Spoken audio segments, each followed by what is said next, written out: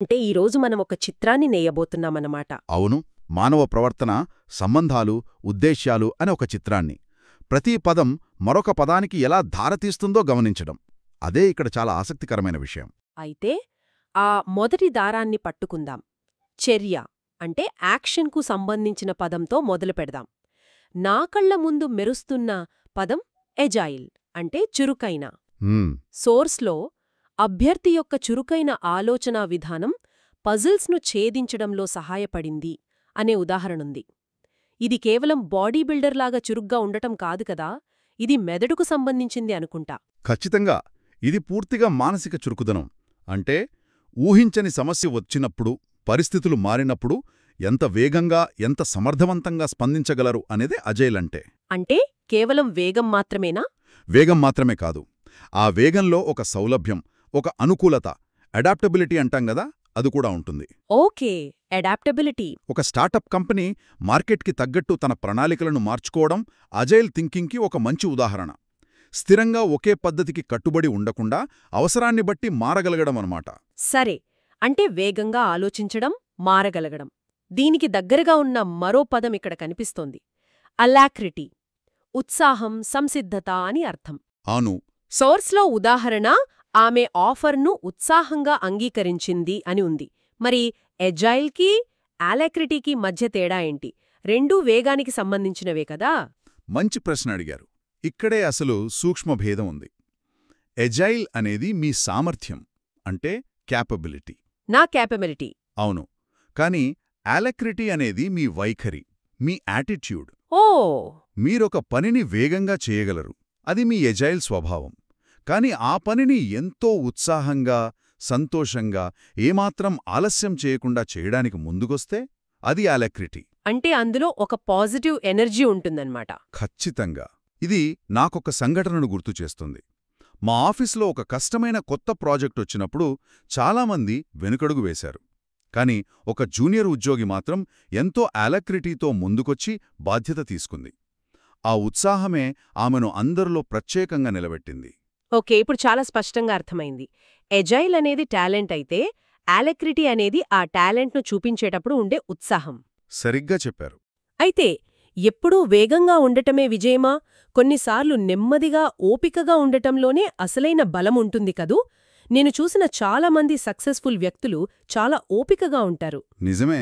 అది ఎమాస్ అనే పదానికి దగ్గరగా ఉంటుందనుకుంటా. అంటే పోగు చేయడం. మౌను, మీరే సంభాషణను చాలా సరైన దిశలో తీసుకెళ్లారు. ఎజాయిల్ మరియు అలాక్రిటీ అనేవి ఆ క్షణంలో జరిగే చర్యలు. కానీ ఎమాస్ అంటే పోగు చేయడం, ఇది ఒక దీర్ఘకాలిక ప్రక్రియ. Long term. అవును, అతను పొదుపు ద్వారా సంపదను పోగు చేసుకున్నాడు అనే ఉదాహరణ చూడండి. ఇందులో రోజులు, నెలలు, సంవత్సరాల ఓపిక, పట్టుదల, ఒక వ్యూహం కనిపిస్తాయి.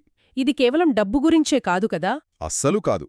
జ్ఞానాన్ని పోగు చేసుకోవడం, ఎమాస్ నాలెడ్జ్. అనుభవాన్ని పోగు చేసుకోవడం, ఎమాస్ ఎక్స్పీరియన్స్. ఏదైనా కావచ్చు.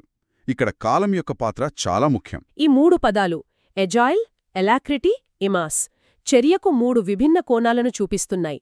తక్షణ స్పందన, ఉత్సాహభరితమైన ముందడుగు మరియు ఓపికతో కూడిన సేకరణ. ఈ చర్యలన్నీ ఒంటరిగా జరగవు కదా, మన చుట్టూ ఉన్న మనుషులతో మన సంబంధాలను బట్టి ఉంటాయి. ఇది మనల్ని సామాజిక సంబంధాల వైపు తీసుకెళ్తుంది. అవును, సోషల్ డైనామిక్స్. ఒక వ్యక్తి ఎమాస్ చేసినట్లే ఒక సమూహం కలిసి ఏం సాధించగలదు? అప్పుడు అలయన్స్ అనే పదం గుర్తొస్తుంది. అంటే పొత్తు, కూటమి. ఖచ్చితంగా. అలయన్స్ అంటే ఒక ఉమ్మడి లక్ష్యం కోసం కలిసి రావడం.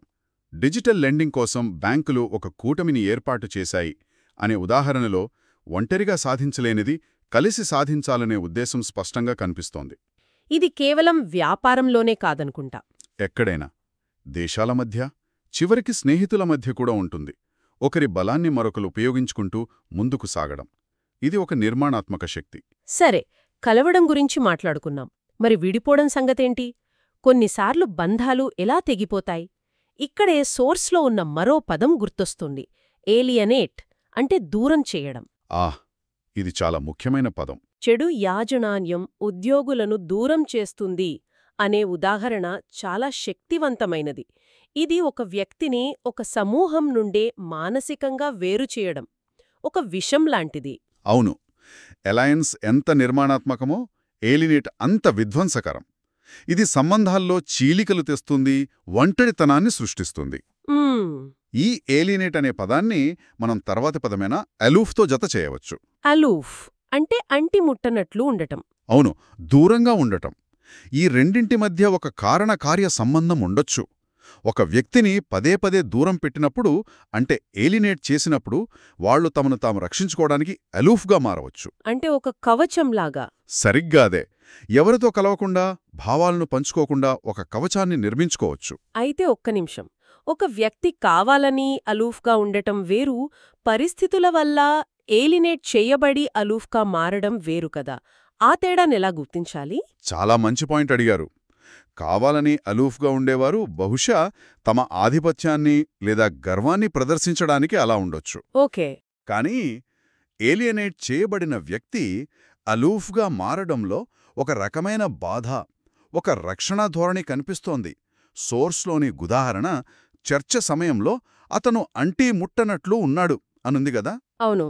అక్కడ అతను గర్వంతో అలా ఉన్నాడా, లేక తన అభిప్రాయాలను ఎవరూ వినరనే బాధతో అలా ఉన్నాడా అనేది సందర్భాన్ని బట్టి అర్థం చేసుకోవాలి.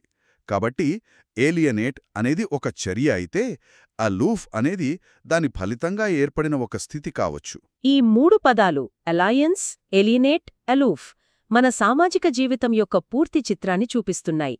బంధాలు ఎలా కలుస్తాయి, ఎలా విడిపోతాయి, ఎలా ఒంటరిగా మిగిలిపోతాం.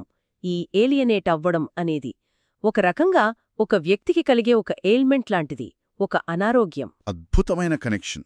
నిజమే. ఎయిల్మెంట్ అనే పదాన్ని మనం కేవలం శారీరక వ్యాధిగా చూడకూడదు. సోర్స్లో ఏముంది?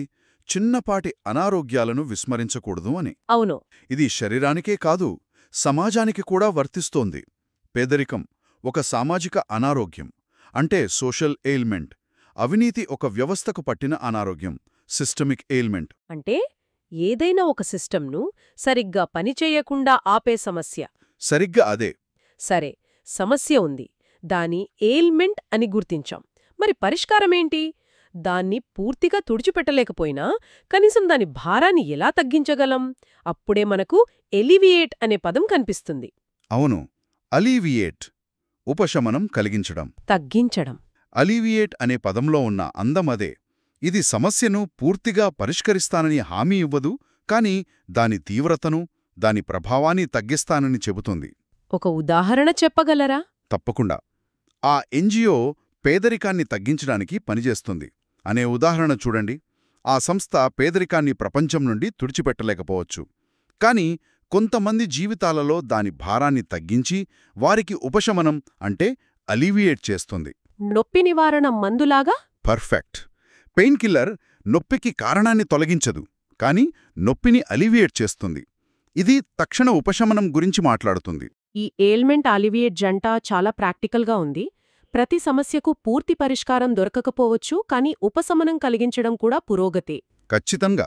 ఈ సమస్యల్ని అలివియేట్ చేసేవాళ్లలో ఒక ప్రత్యేక గుణముంటుంది. వాళ్లకి ఏదో తిరిగి వస్తుందని ఆశించరు. ఇది నన్ను మన చివరి విభాగానికి, అంటే స్వభావం మరియు ఉద్దేశం వైపు తీసుకెళ్తోంది. ఇక్కడి మొదటి పదం చాలా అందమైనది, ఆల్ట్రూయిస్టిక్. ఆల్ట్రూయిస్టిక్, పరోపకార. అవును. ఆల్ట్రూయిస్టిక్ స్వభావమున్నవాళ్లు ఇతరుల మంచి కోసం ఆలోచిస్తారు, ప్రతిఫలం ఆశించకుండా సహాయం చేస్తారు. ఆమె పరోపకార స్వభావం చాలామందికి స్ఫూర్తినిస్తుంది అనే ఉదాహరణలో ఆ నిస్వార్థ సేవ స్పష్టంగా కనిపిస్తుంది. ఇప్పుడు మనం మొదట చర్చించుకున్న అమాస్ పదంతో దీన్ని పోల్చి చూస్తే ఒక అద్భుతమైన వైరుధ్యం కనిపిస్తుంది. ఎలా? అమాస్ చేసే వ్యక్తి తన కోసం వనరులను, సంపదను పోగు చేసుకుంటాడు. అది లోపలికి తీసుకునే శక్తి. ఓకే, తన కోసం.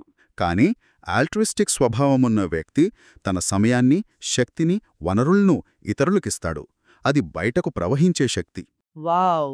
ఆ పోలిక ఈ 2 పదాలకు ఒక కొత్త లోతులిచ్చింది. ఒకరి జీవిత తత్వశాస్త్రం ఈ 2 ధృవాల మధ్య ఎక్కడిగుందో అంచనా వేయొచ్చు. ఇది కేవలం పదజాలం కాదు, విలువల గురించి కూడా. నిజమే. అయితే అందరూ తమ మంచి ఉద్దేశాలను సూటిగా చెప్పరు కదా, కొన్నిసార్లు పరోక్షంగా సూచిస్తారు. అలాంటి సందర్భాన్ని వర్ణించడానికి మన జాబితాలో చివరి పదముంది, అల్లూడ్. అవును, అల్లూడ్, పరోక్షంగా ప్రస్తావించటం. ఇది సంభాషణలో ఒక కళ అనుకుంటా. ఖచ్చితంగా ఒక నైపుణ్యం. నేరుగా చెప్పడం ఇష్టం లేనప్పుడు లేదా ఒక విషయాన్ని సున్నితంగా చెప్పాలనుకున్నప్పుడు దీన్ని వాడతారు. ఆ వ్యాసం పెరుగుతున్న నిరుద్యోగాన్ని పరోక్షంగా ప్రస్తావించింది అంటే ఆ ఆర్టికల్లో ఎక్కడా నిరుద్యోగం పెరిగింది అని డైరెక్ట్గా రాయలేదన్నమాట. రాయలేదు. కానీ చదివిన వారికి ఆ విషయం అర్థమయ్యేలా సూచనలిచ్చారు. ఇది వినేవారిని ఆలోచింపజేస్తోంది. ఈ పదాన్ని మనం ఇంతకుముందు చర్చించిన పదాలతో కూడా కలపొచ్చనుకుంటా. ఉదాహరణకు, ఎలోఫ్గా ఉండే వ్యక్తి తన బాధను నేరుగా చెప్పలేక దాని గురించి అల్లూడ్ చేయవచ్చు. ఖచ్చితంగా. లేదా ఎవరైనా తమకున్న ఒక ఎయిల్మెంట్ గురించి నేరుగా చెప్పడానికి సంకోచించి, దానికి ఉపశమనం అంటే అలీవియేట్ కావాలనాశిస్తూ దాని గురించి అల్లూడ్ చేయవచ్చు. రాజకీయ నాయకులు కూడా దీన్ని బాగా వాడతారు కదా. చాలా ఎక్కువ. తమ ప్రత్యర్థుల బలహీనతల గురించి నేరుగా మాట్లాడకుండా పదే పదే అల్లూడ్ చేస్తుంటారు. ఇది మాటల వెనుక ఉన్న ఉద్దేశాలను గ్రహించడానికి మనకు సహాయపడుతుంది. నిజమే. ఈ 10 పదాలు విడివిడిగా కాకుండా ఒకదానితో ఒకటి ఎంత బలంగా ముడిపడి ఉన్నాయో ఇప్పుడు స్పష్టంగా తెలుస్తోంది. ఒకదాని నుండి మరొకటి పుట్టుకొచ్చినట్లుగా ఉన్నాయి. అవును. అంటే అసలు విషయమేంటన్నమాట. ఈరోజు మనం కేవలం 10 పదాలను నేర్చుకోలేదు. మనం చర్యల వెనుక ఉన్న వేగాన్ని, ఓపికను చూశాం. Agile, Hamas. బంధాలెలా ఏర్పడతాయో, ఎలా విడిపోతాయో అర్థం చేసుకున్నాం. అలయన్స్, ఏలియనేట్. నిజమే. సమస్యలను, వాటి ఉపశమన మార్గాలను గమనించాం. ఆల్మెంట్, అలివియేట్. చివరగా మన ఉద్దేశాలెలా ఉంటాయో వాటిని ఎలా వ్యక్తపరుస్తామో కూడా చూశాం. ఆల్ట్రోయిస్టిక్, అల్యూడ్. ఇదొక పూర్తి మానవ అనుభవాల చక్రంలా ఉంది.